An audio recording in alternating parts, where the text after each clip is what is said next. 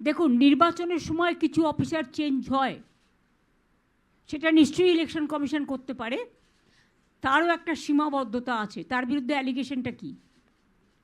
দুই হচ্ছে যারা ইলেকশন রিলেটেড কাজের সাথে যুক্ত আছে তাদের কিছু কিছু ট্রান্সফার করা হয়, কিন্তু এবারে দেখছি মানুষ খাদ্য পাবে কোথার থেকে? রেশন বন্ধ হয়ে গেলে মানুষ যেন আমাকে দোষ না দেয়, কারণ আমি তো রেশনটা দিতে চাই।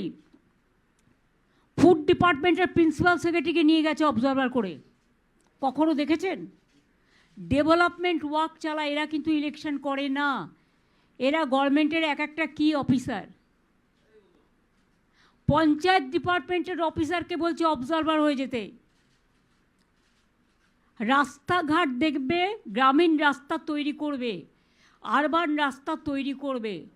ঝড় জলে রাস্তা ভেঙে গেলে, ব্রিজ ভেঙে গেলে, দুর্যোগ হলে, ডিজাস্টার হলে পিডাব্লিউডির প্রিন্সিপাল সেক্রেটারির একটা বড় ভূমিকা থাকে, তাকেও অবজারভার করে নিয়ে চলে যাওয়া হয়েছে। এবং আমি শুনেছি আরও কয়েকটা ডিপার্টমেন্ট যারা সেক্রেটারি, স্পেশাল সেক্রেটারি।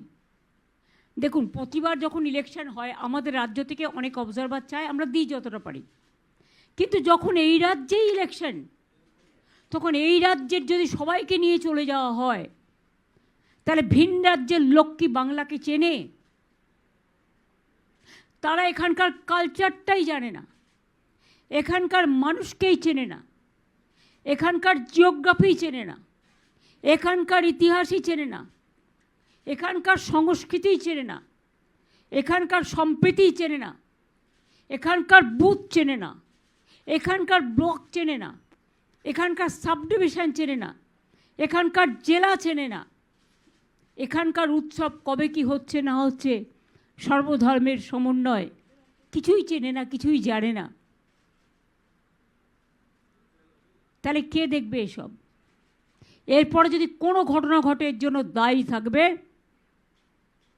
বিজেপি সরকার, কারণ নির্বাচন কমিশন বিজেপি সরকারের বাইরে নয়, তাদের তোতা পাখি।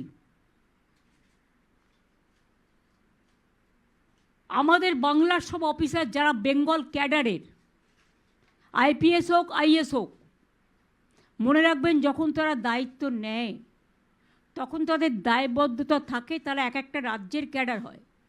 যেমন ইউপি দেখার জন্য ইউপি ক্যাডার আছে, ডাব্লিউবিসিএস ছাড়াও, রাজ্যের ক্যাডার ছাড়াও যারা সর্বভারতীয় ক্যাডারও হয়, সরকারিয়া কমিশনের রেকমেন্ডেশন অনুযায়ী এরা রাজ্যের আন্ডারে থাকে, তারা রাজ্যের কাজ করে।